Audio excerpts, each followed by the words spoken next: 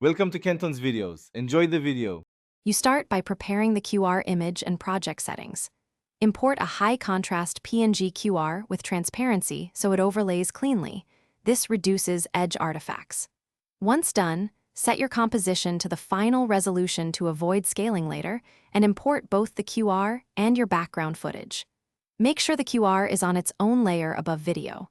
You're ready to position and lock it. Doing these steps first prevents quality loss and keeps alignment consistent during edits.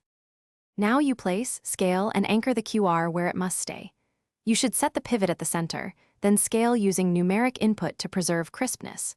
If the QR must follow motion, choose Alight Motion's motion tracking or animate position and rotation with keyframes. Sample a few frames and refine interpolation. To make it look attached, add subtle drop shadow or blend mode and adjust opacity. Once the movement matches, scrub the timeline to confirm the QR reads and hold steady. Finish by locking the QR layer and exporting a brief test segment to verify scannability. You should scan with a real device. If the code fails, increase contrast, reduce any applied blur, or replace with a larger PNG and retrack. Make sure export settings use sufficient bitrate and the intended format so compression doesn't destroy QR detail. If alignment drifts, revisit keyframes or tracking points, and remember to keep an unlocked backup project before major adjustments.